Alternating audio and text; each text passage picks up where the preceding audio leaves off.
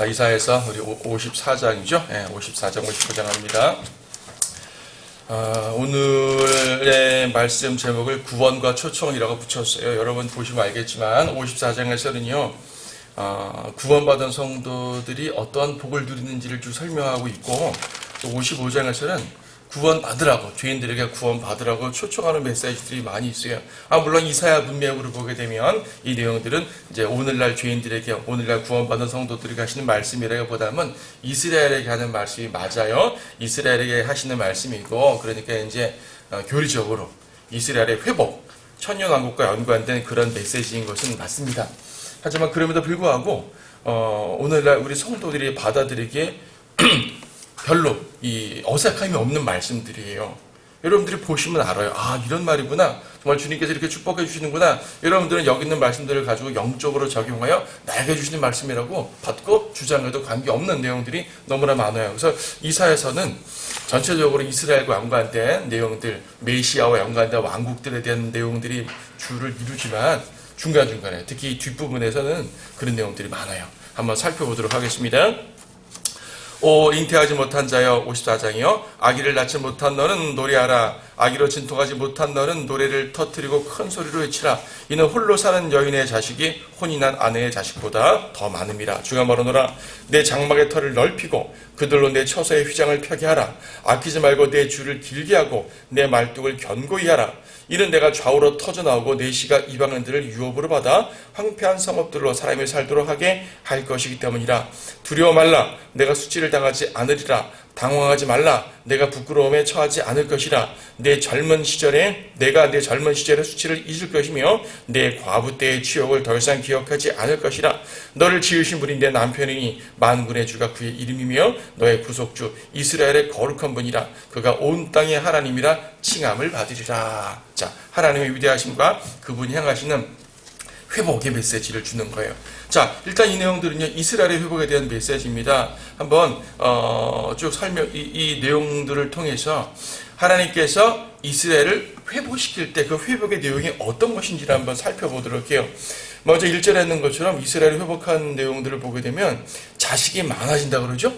자식이 많아진다 그러고, 2절에서도 장막의 털을 넓히라 그래요. 장막의 털 꽉꽉 찼으니까 넓혀야죠. 더 많이 번성한단 말입니다. 3절에서는 좌우로 터져 나온다 그래요. 예루살렘 성읍이 아무리 아무리 성이 넓어도 그 성이라는 건 성곽에 있으니까 딱 고정된 곳이잖아요. 터져 넘친다는 얘기죠. 터져 넘치게 이제 사람들이 많아진다고 말합니다. 4절에서는 3절에서는 이방인들을 유업으로 받는다고 말하는데, 이건 이방인들까지 다스린다는 말이거든요.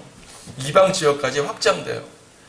이 회복된 이스라엘은 단지 그 이스라엘 땅, 원래 이스라엘 땅, 고정 팔레스타인 땅만이 아니라 점점 넓어져. 사실 하나님께서 아브라함에게 맨 처음 약속한 땅은요, 오늘날 이라크 지방을 포함하는 유프라테스 강이라 그러잖아요.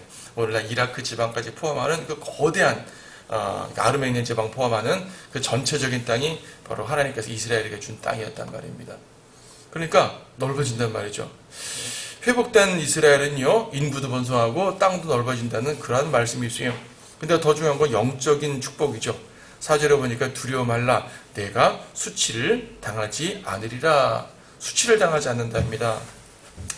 여러분 신명기 26장 말씀 잠깐 보세요. 신명기 26장 말씀 보시게 되면 신명기 26장 19절 말씀에서 그분께서 지으신 모든 민족들보다 너를 칭찬과 명성과 영예로 높이시고 그분께서 말씀하신 대로 너를 주 너의 하나님께 거룩한 백성이 되게 하시리라고 말씀하셔요. 칭찬과 명성을 주신다. 저 뒤에 스파냐 3장에서도 칭찬과 명성을 주신다는 말씀을 하죠. 이스라엘 여러분 보세요. 얼마나 많이 수치를 당한 민족입니까? 수치를 당하죠. 지금 그래도 이스라엘은 좀 이방인들 앞에서 수치를 당하는 위치는 아니지만, 그 전까지 1900년 동안 이스라엘은 수치를 당한 민족이었고 계속 박해를 당한 민족이었죠. 구약시대나 신약시대나 바빌론 포로된 이후부터 거의 회복되지 못하고 수치를 당하는 그런 민족이었었습니다. 하지만 더 이상 그렇게 되지 않고 칭찬과 명성, 찬사를 받게 된다고 말하는 거죠. 안타까운 것은 현재 이스라엘 백성이 예수 그리스도를 거절한 상태에서 자기들의 정치력, 자기들의 군사력, 자기들의 힘으로 칭찬과 찬사를 받으려고 노력한다는 점이 참으로 안타까운 거죠. 그들은 하나님 안에 있어야지 칭찬과 찬사와 명성을 얻고 영예를 얻는 것입니다. 그들이 지금 하나님을 찾는 사람들이 그나마 유대인 근본주의자들이지만 그들 역시 예수님을 거절하잖아요. 성경의 모든 예언들, 이사야서가 그렇게 중요한 겁니다. 유대인들은 이사야서를 많이 읽지만 이사야서에 나오는 메시아를 항상 거절하면서 읽어요. 여기서 말하는 메시아는 그런 사람이 아니야 하면서 자기들 경험을 해서 보죠. 전에 한번 설교드렸지만 우리가 지난주에 봤던 이사야 53장이요. 고난당하는 종. 그렇죠? 이사야 53장을 예수님이라고 아무리 봐도 예수님이라고 볼 수밖에 없어요. 아무리 봐도 어떤 특정한 메시아인데 그 메시아는 고난당한 종이라는 것을 이 성경을 53장을 보게 되면 모를 수가 없거든요. 그래서 53장을 안 봐요. 유대인들은 보다가 웬만하면 넘겨버립니다.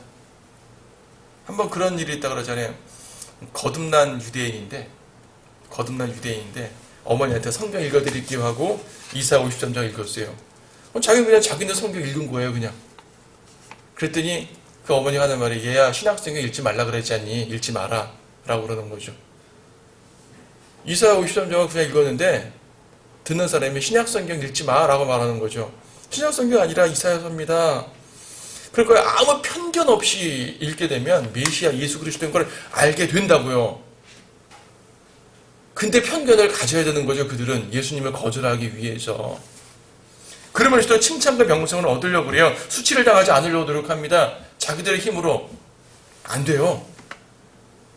그들이 수치를 면하는 유일한 방법은 메시아를 받아들이는 거예요. 왜냐면 여기서 수치라는 것이 지금 1절에서도 아이 낳지 못한 여인 이런 표현을 썼는데 4절에서도 과부 이런 표현을 썼잖아요. 자, 여성에 대한 입장으로 묘사를 하는 겁니다. 왜냐하면 5절에 보니까 너를 지으신 분이 내 남편이니, 자, 이스라엘은요, 아내예요. 그러니까 이제 남편과 아내의 지위를 말할 때 신약적으로는 예수님이 남편이고 교회가 아내라는 말이에요.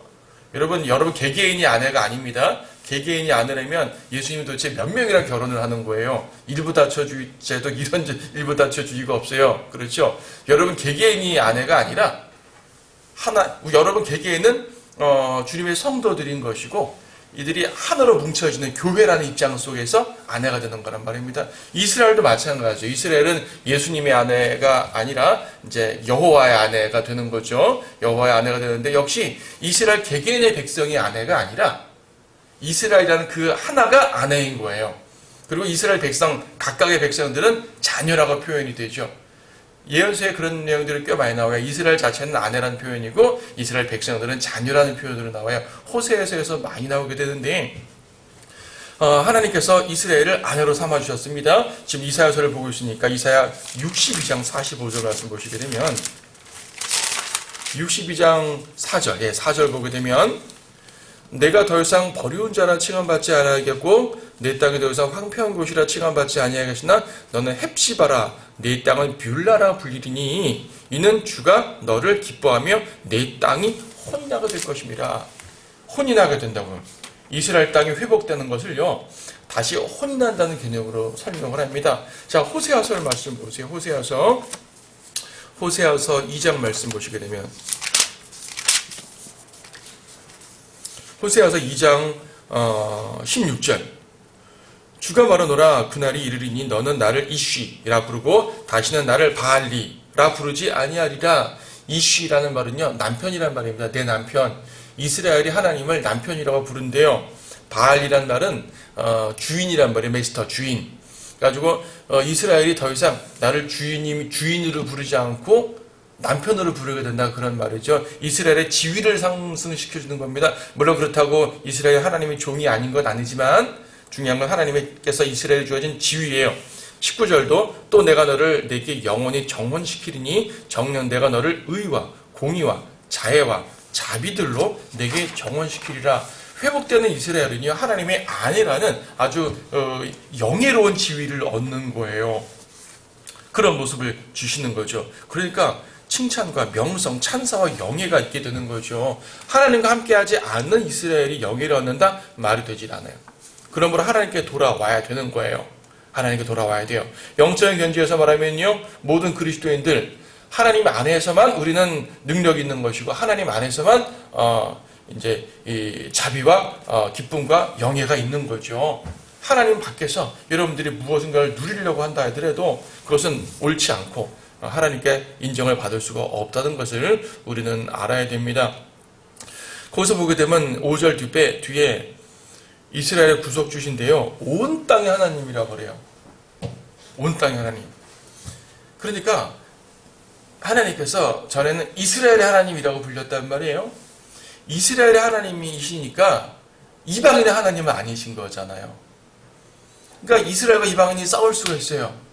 우리는 여호와를 섬기는 백성이 아니라 우리는 다른 신을 섬기니까 너네 여호와 섬기고 우리는 다른 신 싸우자, 이렇게 될 수 있는데 온 땅의 하나님이 되신단 말이죠. 온 세상이 하나님을 섬기게 된단 말이에요. 그러면 전부 다 하나님의 백성이니까 싸울 이유가 없는 거죠. 우리 이사야서 2장, 우리 첫 부분도 봤지만 이사야 2장에서 전쟁이 없어진다고 그럽니다. 왜 전쟁이 없어지는 거예요? 온 땅이 하나님이 다스리니까 전쟁이 없는 거죠. 온 땅이 예수 그리스도께서 다스리시는 그 화평의 왕국이 되니까 전쟁이 없어지는 것이지, 그냥 전쟁이 없어지는 거 아니에요. 단순하게 강력하게 지킨다고 전쟁이 없어지지 않아요. 아무리 강력한 왕이라고 해도요, 그 왕을 대적하는 사람들이 있기 마련입니다.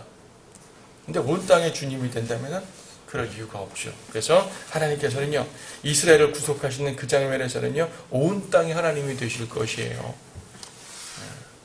얼마나 우리가 바라는 그런 모습이겠습니까? 그래서 화평이 되는 겁니다. 화평. 거기 7절 8절은 어떤 말씀이 있습니까? 잠시 동안 내가 너를 버렸으나, 그렇죠. 6절에서 거절당했다 그랬죠. 6절에서 거절당했다 그러는데 자비를 베푼다 그랬습니다. 7절에서 잠시 동안 너를 버렸다 그래요. 근데 큰 자비를 주신다 그러죠. 8절은 적은 진노로 주님의 얼굴을 감추셨는데, 잠시 감추었는데 영원한 인자함으로 자비를 베푼다고 말하죠. 잠시 동안인 거예요. 아무리 이스라엘이 고난 당해도 하나님의 입장에서는 잠시 동안이에요. 여러분들이 이런저런 고난을 당해도요, 하나님 입장으로는 잠시 동안입니다. 그럼 우리 이렇게 말할 수 있죠. 아니, 하나님께 잠시면 뭐합니까? 나는 이렇게 힘든데요. 하나님은 신이시니까 잠시 동안일지 모르지만 우리에게는 엄청난 시간이고 엄청난 고통이었습니다 라고 항변할지 모르겠습니다. 하지만 주님께서 잠시 동안이라는 말은 뭐냐면 더 길고 더 항구적이고 더 온전하신 자비와 영광을 주시겠다는 약속인 것이죠. 그렇죠. 여러분이 겪는 그러한 고난이 잠시라면, 여러분이 겪는 고난이 적은 거라면 주님께서 주시는 자비는 얼마나 크냐는 얘기입니다. 우리가 고난이 클수록 그 영광이 더욱더 크다는 기대감을 가질 수 있잖아요. 하나님 그런 분이십니다. 물론 이스라엘에 가시는 말씀이지만 우리가 볼 때도 정말 우리를 향하신 하나님 정말 위대하시다라고 느끼지 않습니까? 바로 그렇습니다. 그래서 이제 하나님께서 회복된다는 말씀 많이 하시는데, 회복시키는다는 말씀을 하는 과정에서 어떠한 예를 들어 설명하냐면 9절에서요. 이는 이것이 내게는 노아의 홍수 같음이니. 노아의 홍수 같다. 노아의 홍수 같다는 말이 뭐예요? 노아의 홍수 같다는 말은 우리가 생각할 때 엄청난 심판이구나. 심판을 말하는 것 같아요. 근데 문맥을 보세요. 홍수 자체에 집중하는 말이 아니라 노아의 홍수 같음이니 내가 노아의 홍수로 다시는 땅을 뒤덮지 않을 것이라고 맹세했던 것처럼 내가 네게 진노하지도 너를 책망하지도 아니하기로 맹세하였노라. 그러니까 여기서 구절에서 노아의 홍수를 예를 든 것은 홍수 자체 심판을 말하고자 함이 아니라 홍수 이후에 하나님께서 무지개를 띄워 놓으시면서 내가 다시는 물로 심판하지 않겠소라는 그 메시지에 초점 맞춘 말씀이 지금 9절이에요. 그렇잖아요? 노아 홍수 같음이니 그것을 다시는 그렇게 하지 않겠다, 그 말씀하잖아요. 그러니까 10절에서 화평의 언약이란 말합니다. 산들이 떠나고 작은 사들이 옮겨져도 나의 인자함은 내게서 떠나지 아니하며 내 화평의 언약은 제거되지 아니하리라. 그렇죠? 다시는 물로 심판하지 아니하시겠다는 그분의 확실한 그 의지가 이스라엘에게 내려져서 내가 다시는 너를 심판하지 않겠어, 그 말입니다. 그렇죠? 화평의 언약. 이 화평에 대해서 이어지는 내용도 더 계속 말하고 있어요. 거기에 13절 내 모든 자식들은 주를 배울 것이며, 그렇죠? 내 모든 자식들은 주를 배울 것이며 내 자식들의 화평이 크리라. 주님을 배우고 화평이 크다고 말합니다. 주님을 알아야 화평이 있단 말입니다. 자, 순서가 중요하죠? 주님을 알아야 돼요. 주님을 배워야 돼요. 그렇죠? 주의 지식으로 가득 차야 돼요. 주의 지식이 먼저고 그 다음에 화평입니다. 세상은 주님을 알지 않고 화평하려고만 하니까 문제인 것이죠. 주님을 알게 되면 화평하게 되는 겁니다. 그러니까 순서는 중요합니다. 그렇다고 화평이 중요하지 않은 건 아닙니다. 여러분들 많은 그리스도인들이 그래 주의 지식이 중요한 거야. 주님을 아는 게 중요한 거야. 하고 주님을 알려고만 하고 화평을 하지 않으려고 그래요. 이건 또 곤란하죠. 주님을 알고 주님을 섬기는 성도들은 화평해야 돼요. 서로 싸우지 마세요. 서로 미워하지 마시란 말이에요. 왜 그리스도인들끼리 싸워요? 진리와 비진리는 대치될 수 있어요. 물론 그리스도인이라 하더라도 비진리를 붙들고 있으면은 이렇게 분열될 수밖에 없겠죠. 하지만 같이 진리 안에 있는 성도들끼리 이렇게 싸울 게 많다고 서로 미워하고 그러겠습니까? 예수님께서도 사랑하라고 말씀하시는데 진리 안에 없으면서 사랑하라라고 말하면 인본주의가 되는 거예요. 하지만 진리를 품은 성도들끼리 사랑하라 하게 되면 예수님의 명령이 되는 거예요. 그렇죠? 자, 화평한다고 말하고 있습니다. 화평. 10절에도 화평의 원형 말씀하지 않습니까? 회복되는 이스라엘에게는 화평, 온 땅의 화평을 이룰 것입니다.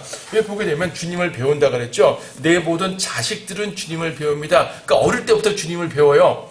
학교에서 공식적으로 배운다는 말이 아니라 주님을 알게 된다는 얘기죠. 모든 삶 속에서, 모든 역사하심 속에서 주님을 배우게 됩니다. 너무나 확실하게 배우니까 일일이 주님을 가르치는 성경교사, 선지자들이 필요 없는 시대가 옵니다. 여러분 거기 어디예요? 예레미야 31장 말씀 보십시오. 예레미야 31장 말씀 보시게 되면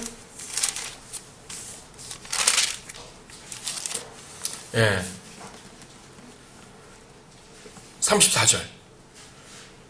그러면 그들은 각기 자기 이웃과 각기 자기 형제에게 말하기를 주를 알라. 곧 더 이상 가르치지 아니하리니. 너무나 주님을 잘 알기 때문에 더 이상 가르칠 필요가 없게 된단 말이에요. 이는 그들 모두가 즉 그들 가운데 작은 자로부터 큰 자에 이르기까지 나를 알게 될 것이기 때문이라.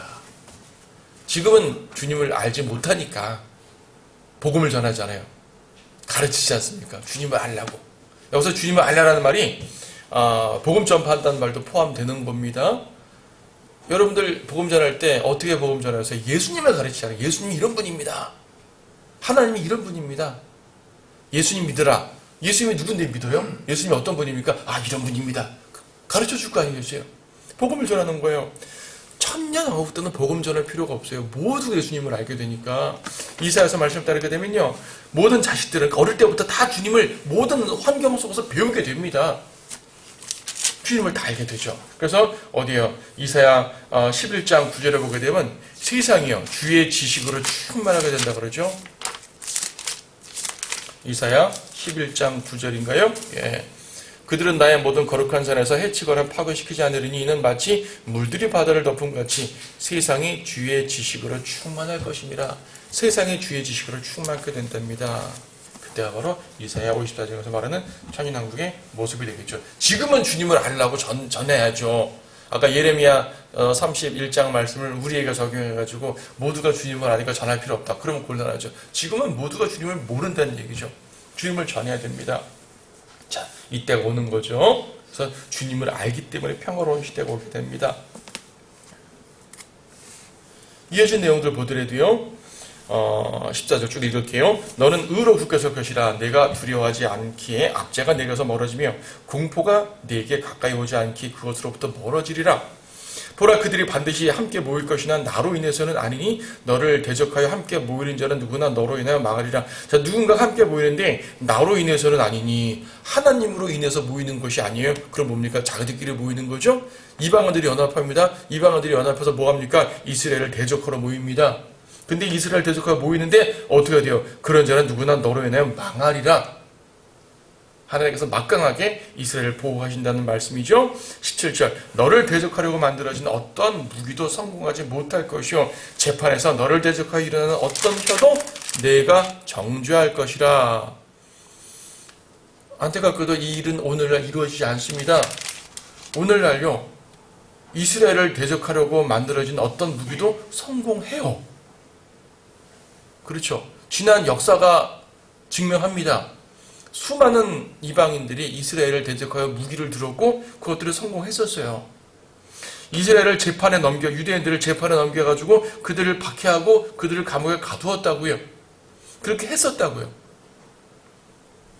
이스라엘 아니라 우리 성도들에게 적용해도 마찬가지죠. 성도들을 대적하는 성도들을 대적하는 무기들은 성공해요. 그러니까 박해를 받는 거죠. 이건 그래서 주님께서 재림하시면 이루어질 일입니다.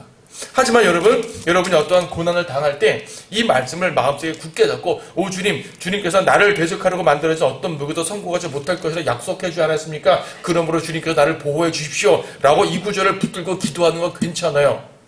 되는 거예요. 왜냐하면 이 말씀이 문자적으로 성취되는 것은 주님 재림하시면 천년왕국이지만 주님께서 성경 곳곳에 이와 같이 보호에 관한 말씀들을 약속해 주셨단 말입니다. 그러면 우리가 기도할 때 이 말씀들을 붙들고 나를 보호해 주십시오라고 기도하는 것은 주님의 전능하심에 의지하는 말이기 때문에 이런 말씀들은 우리에게 힘이 되는 말씀인 건 사실이에요. 그렇죠. 다만 문자적으로 완벽하게 성취되는 것들이 이제 재림 때란 말일 뿐이죠. 그렇죠. 그 끝에 보게 되면 이것이 주의 종들의 유업이요 그들의 의는 내게서 받은 것이니라. 성도들의 의는요 주님께로부터 받은 겁니다. 이스라엘이나 우리 스스로 의롭게 되는 거 아닙니다. 물론 구약 이스라엘에게는 율법을 지켜 의롭게 된다는 말을 구약 신명기에서 하고 있지만 그렇다고 자기들의 의를 말하는 건 어차피 아니거든요. 모두 하나님의 의를 받는 개념입니다. 하나님 아니고서 의로운 분이 없어요. 자, 하나님의 의를 말하는 가운데서 55장에 딱 등장합니다.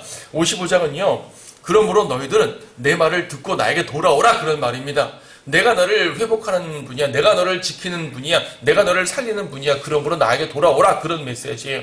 이 메시지가 아까 서두에 말씀드린 것처럼 단순하게 유대인에게만이 아니라 우리에게 적용되게 너무나 맞는 말씀이란 말입니다.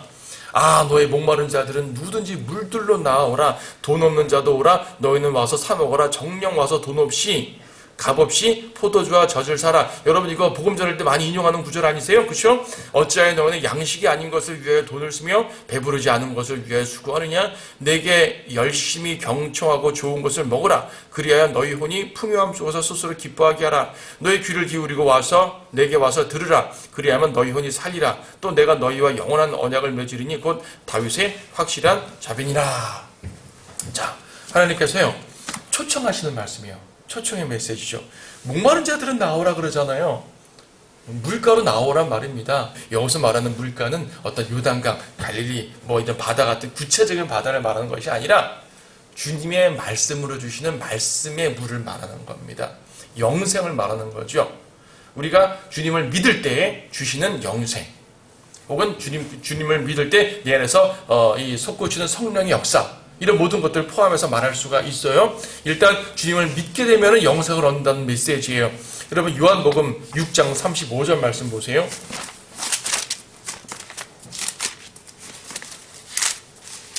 요한복음 6장 35절에서 지난번에 우리 생명의 빵 설교할 때도 이 말씀드렸는데 예수께서 그들에게 말씀하시기를 내가 생명의 빵이니라 내게 오는 자는 결코 배고프지 아니하며 또 나를 믿는 자는 결코 목마르지 아니하리라 그랬습니다. 생수를 마시는 거죠. 생수. 슈퍼에서 파는 물에 다 생수라고 써있지만 그게 왜 생수예요? 그건 생수가 아니죠. 영생을 주지 않은 생수가 아니죠. 그렇게 이제 상품을 붙인 것 뿐이지만 진정한 생수는 하나님 말씀 아니에요. 그렇죠? 예수 그리스도가 생수라고요. 또 어디요? 7장 37절. 7장 37절에서도 그 명절의 가장 큰 날인 마지막 날에 예수께서 서서히 말씀드리기를 누구든지 목마르거든 내게로 와서 마시라. 나를 믿는 자는 성경이 말씀한 것과 같이 그의 배에서 생수의 강들이 흐르리라. 생수의 강이 내 안에서 넘쳐 흐르는 거예요. 믿는 자가 받게 될 성령을 말씀하는 거라고 바로 뒤에서 설명해주고 있죠. 자, 목마르거든 주님께 와야 돼요. 결코 가라지 않는 물. 사마리아 여인에게도 말했잖아요. 물 한 잔 다오. 당신 유대인인데 왜 나한테 물 달라 하십니까? 내가 누군지 알면 그렇게 함부로 말 못해 하면서 주님께서 복음을 전했잖아요. 내가 주는 물은 다시는 목마르지 않는 물이야. 믿는 자에게 주시는 역사입니다. 그래서요, 여기 그 요한복음 찾았으니까 요한복음 6장 27절 말씀 보세요. 요한복음 6장 27절 말씀에 썩는 음식을 위하여 일하지 말고 영생에 이르는 음식을 위해서 일하라. 지금 모든 인생들은요, 썩는 음식을 위해서 일하죠. 여러분 지금 왜 직장 생활하세요? 먹고 살려고 하는 거 아닙니까? 돈을 벌어야 되니까 직장 생활하죠. 돈을 왜 벌어요? 먹으려고. 근데 썩은 음식이에요. 썩은 음식을 위해서 일한다고요. 안 할 수가 없다고 우리는 육체를 가진 동안 안 할 수가 없는 거예요. 하지만 주님께서 말씀하시는 것은 그것보다 더 중요한 일을 하란 말이죠. 영생에 이르는 일. 28절에서 사람들이 묻죠. 우리가 하나님의 어떤 일을 해야 됩니까? 어떤 특별한 일을 해야 됩니까? 아니 29절 이것이 하나님의 일이니 즉 그분이 보내신 일들을 믿는 것이라. 영생에 이르는 일을 하라니까 어떤 노동을 하란 말이 아니라 믿으라 그 말이었단 말입니다. 어떤 힘겨운 노동이 아니라 힘겨운 노동이 아니라고요. 믿으면 되는 거라고요. 그래서 다시 이사야서로 와가지고 보게 되면 이제 55장 2절에서 어찌하여 너희는 양식이 아닌 것을 위하여 돈을 쓰냐 이거죠. 배부르지 않은 것을 위해서 수고하느냐. 뭔가 열심히 일을 하는데 그건 양식이 아니다는 얘기입니다. 그런 걸 위해서 그렇게 애쓰고 있지만 내가 주는 양식, 내가 주는 물을 마시려면 그냥 오기만 하면 된다는 얘기죠. 값없이 사라 그랬잖아요. 돈 없이, 값없이 포도주와 젖을 사라 그랬습니다. 돈 없이, 값없이. 그래서 구원은 값없이 받는 구원이죠. 그렇다고 구원 자체가 값어치가 없단 말은 아니죠.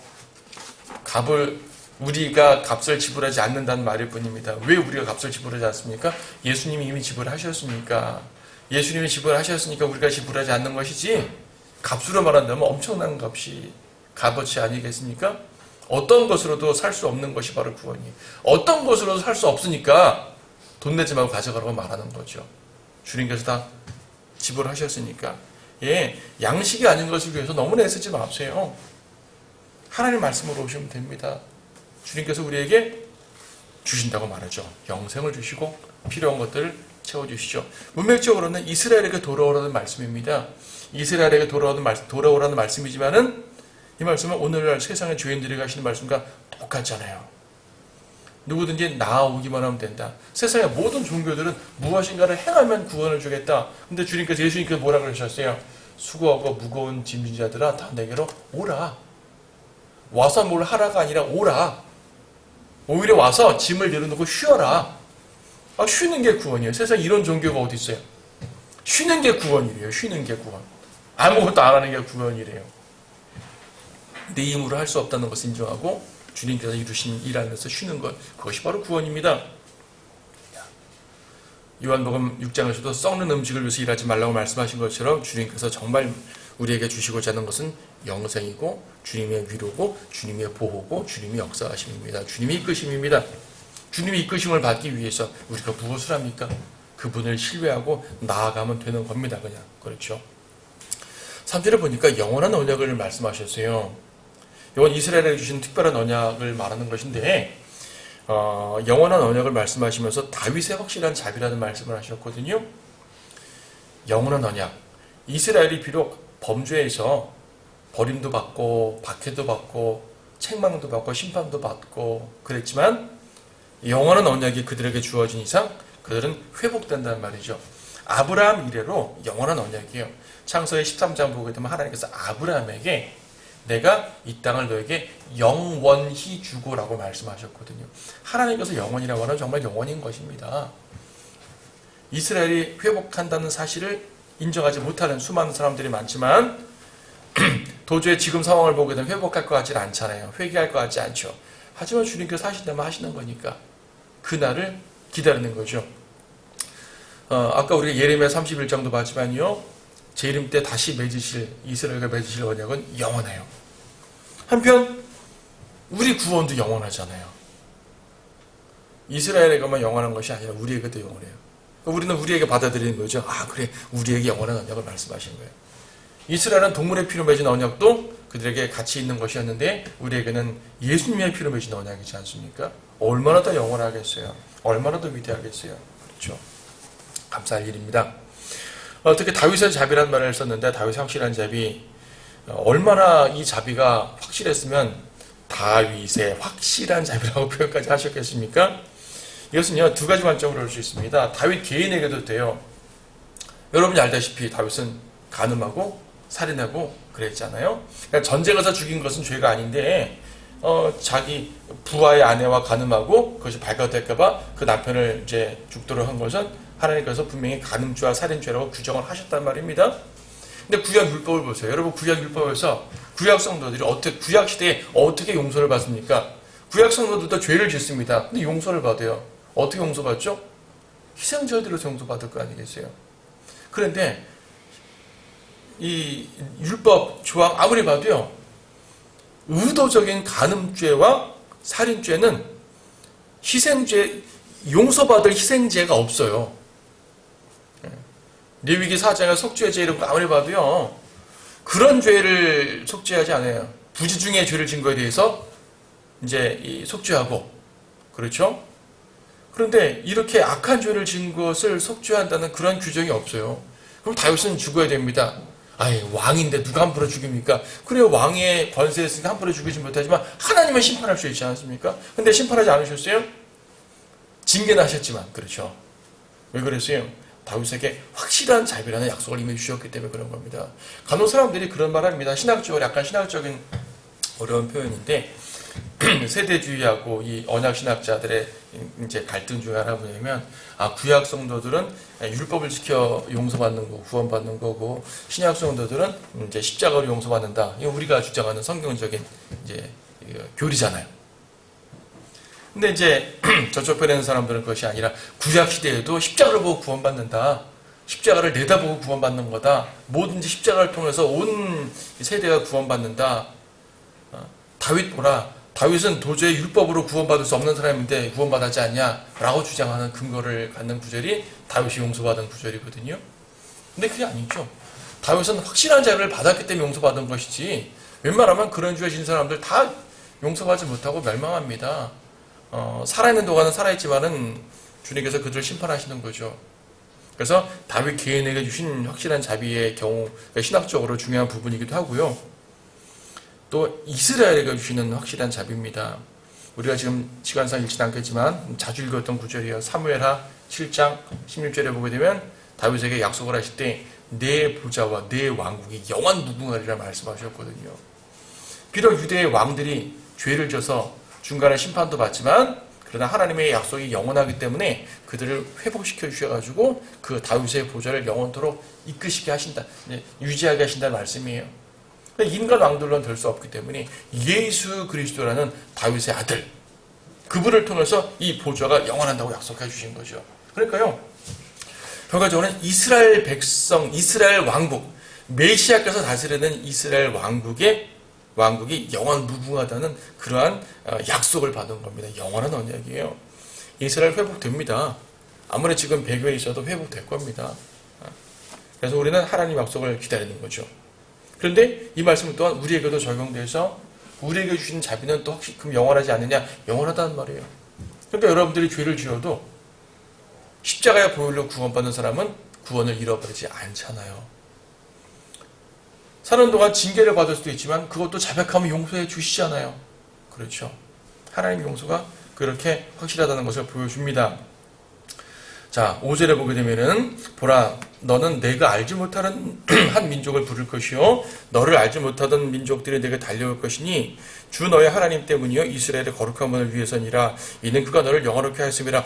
앞에서 민족들이 달려온다 그랬습니다. 54장 15절에서 보라, 그들이 반드시 함께 모일 것이나 나로 인해서는 아니니 너를 대적하여 모인다 그랬죠. 주님으로 인해서 모이는 것이 아니라 그랬습니다. 근데 여기는 어떻게 돼요? 반전됐죠. 55장 5절에서는 한 민족을 부를 것이요 민족들을 달려올 것이니 주 너의 하나님 때문이요. 하나님으로 인해서. 앞에는 하나님으로 인해서가 아닌데 여기는 하나님으로 인해서예요. 민족도 달려와요. 무슨 말입니까? 54장에서는 대적하러 모였다가 멸망하는 이방인들을 말하는 것이고, 55장에서는 이방인들이 힘을 합쳐서 주님께 경배하러 모이는 거예요. 지금 이방인들이 주님께서 오시게 되면 온 이방인들도 하나님의 백성으로서 편입되기 때문에 경배하러 모이고 찬양하러 모여야 될 거 아니겠어요. 그래서 이스라엘과 이방인들은 더 이상 갈등 관계가 아니라 협력 관계가 되는 것으로서요 함께 주님께 경배하는 겁니다. 영적으로 적용하게 되면요 예수 그리스도의 교회는 유대인과 이방인이 그리스도 안에서 하나가 되는 겁니다. 그리스도 안에서 하나가 돼요. 우리는 이방의 교인입니다. 우리는 이방인들이에요. 멸망할 이방인들입니다. 근데 우리는 구원받아서 주님을 찬양하러 모이잖아요. 주님께 경배드리러 모이고요. 그렇죠? 하나가 되어서 주님을 찬양합니다. 구원받지 않은 수많은 이방인들 지금도 저 세상에 존재합니다. 그들에게 초청하는 겁니다. 그들도 구원받으면 우리와 함께 주님께 찬양드리고 주님의 인도하심을 받는 주님의 양떼가 되는 것이죠. 이방인들이 구원받는 장면입니다. 천인왕국 때 구원받는 것이 문맥적인 말이지만은 영적 견지가 선물할 때 오늘날 구원받는 이방인들이 얼마나 많습니까? 우리도 그 중 하나고요. 그래서 전해야 되는 것이고요. 그렇죠. 6절, 7절 다시 한번 초청의 메시지를 하십니다. 1절에서 초청하셨고 6절, 7절 또 초청하시죠. 그를 찾을 만할 때 너희는 주를 구하며 그가 가까이 계실 때 그를 부르라. 악인은 자기의 길을 불의한 사람은 자기 생각들을 버리고 주께로 돌아오라. 그리하면 주께서 그에게 자비를 베푸시리라. 우리 하나님께로 돌아오라. 그가 넘치게 용서하실 것입니다. 회개하란 말입니다. 회개하고 돌아오라고 말씀하시는 거죠. 하나님께 부르랍니다. 주님을 부르면 들어주신다는 말씀입니다. 돌아오라는 것입니다. 주인을 부르는 초청입니다. 악인은 자기 길을 버리고, 그렇죠? 불의한 사람은 자기 생각들을 버리고 회개해야 돼요. 구원받으려면 회개해야 됩니다. 구원받으려면 회개하라고 했더니 어저께 지은 죄, 그저께 지은 죄, 이런 죄, 저런 죄 구체적으로 회개하는 거예요. 이래서 구원받는 게 아니죠. 구체적인 회개도 필요합니다. 하지만 구원받는 회개는 그런 것이 아니지요. 어떤 사람이 자기의 죄를 다 생각나는 대로 회개했어요. 주님 저는 회개하니까 구원해 주십시오. 그런데 생각하지 않은 죄들이 또 많이 남아있단 말입니다. 구원받은 줄 알았는데 다음에 보니까 또 생각나네요. 또 회개. 또 살다 보니 죄를 짓는 회개예요. 이런 게 구원이 아니란 얘기죠. 구원받는 회개, 생명이 이르는 회개는 뭐냐면 내가 죄인이라는 사실을 회개하는 겁니다. 회개라는 말은요, repent, 그 자체로 후회한다는 말이고요. 의미적으로는 돌이킨다는 말입니다. 회개는 돌이키는 거예요. 뭘 돌이킵니까? 구체적인 이런저런 죄를 돌이키는 것도 중요하지만 구원받는 회개라는 것은 내가 죄인이라는 상태를 돌이키는 거예요. 우리가 복음 전할 때 상대방에게 죄를 막 지적해줘요.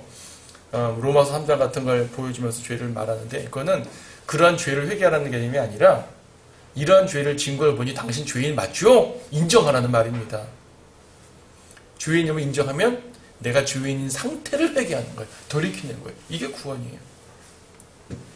내가 죄 진 거 뭔지 기억 못해도 관계없어요. 일일이 하나하나 다 돌이키지 않아도 돼요. 내가 죄인이라는 상태를 회개하는 겁니다. 이게 구원받는 회개입니다. 그 구원받은 이후에는 어떻게 하냐? 구원받은 이후에는 짓는 구체적인 죄들을 또 일일이 회개해야죠. 자백하는 걸 회개한다고 표현하는 겁니다. 구원받은 이후에는 구체적인 죄들을 하나하나 돌이키면서 이제 주님의 말씀대로 살려는 노력을 해야 되겠지만 저도 구원받는 회개라는 것은 그런 것이 아니에요. 자기 상태를 돌이키는 거죠. 하지만 이제 이 상태를 돌이키든 구체적인 걸 돌이키든 어쨌든 돌이켜야 되는 건 맞습니다. 우리가 모든 삶 속에서 돌이키고 주님께 나와야 되는 건 맞습니다. 그래서 자기의 불의한 길을 버리고 돌아오라고 말씀하지 않습니까? 돌아오면 주님께서 용서해 주신다고 말씀하죠. 지금 여기 8절에서요. 내 생각은 너의 생각과 다르답니다. 주가 말하노라 내 생각은 너의 생각과 다르면 내 길은 너희 길과 다르다. 뭐가 다르죠? 용서에 있어서 다릅니다. 인간은요. 용서란 개념을 무엇인가를 해야 용서받는다고 생각하지만 성경에 말했잖아요. 주님께 나오기만 하면 용서한다 그랬어요. 회개하고 나오기만 하면 용서한다. 주님의 생각은 우리 생각과 다르다니까요. 또한 주님의 생각, 주님의 용서는 무한하죠. 또 뭐가 다릅니까? 회복에 있어 다릅니다. 하나님께서 주시는 회복은요. 인간의 상상 이상이에요. 11절 말씀 보세요. 내 입에서 나가는 말, 내 말도 그러하나니 그것은 내가 헛되이 돌아오지 아니하고 내가 기뻐하는 것을 이루며 내가 보내어 이루려고 한 일에서 번성할 것이니라. 너희가 기쁨으로 나가서 화평으로 인도함 받을 것이요. 그렇죠. 회복해 주님께서 주시는 회복을 경험하는 것은 우리가 상상하는 것 이상합니다. 탕자 보세요. 탕자가 아버지가 돌아왔더니 그냥 아버지 집에서 종으로만 살아도 행복하다 하고 돌아왔잖아요. 근데 아버지는 어떻게 했습니까? 그러다가 반지를 끼워주고 다시 아들의 지위를 주셨습니다. 주님이 주시는 회복은 우리의 상상 이상이에요. 피조세계까지 회복시켜 주십니다. 또 뭐가 다릅니까? 성취에 있어서 남다릅니다. 10절에서 비와 눈이 하늘에서 내려 그곳으로 다시 돌아가지 않고 땅을 적셔서 싹을 내어 뿌리는 자에게 씨를 주고 먹는 자에게 양식을 준 것 같이 내 입에서 나가는 말도 그러하나니 주님께서 말씀하신 것은 반드시 이루어집니다. 인간의 말은 이루어지지 않지만 주님의 말씀은 이루어져요. 그러므로 하나님께 돌아오란 말이에요. 하나님의 위대하심을 경험하려면 주님께 돌아와야 돼요. 이 가운데도 죄 가운데 있었던 분들이지만 주님께 돌이키셔야 되는 것이고요. 이 방송을 듣는 분 중에서도 구원받지 않은 분이 있으면 주님께 돌이켜야 되는 거예요. 주님께서 오기만 하면 용서하시고 받아주신다고 말씀하셨죠. 주님께 우리의 모든 자세를 돌이켜서 주님을 따르고자 하는 그러한 이 결심, 이런 것들이 여러분 안에 있기를 바랍니다.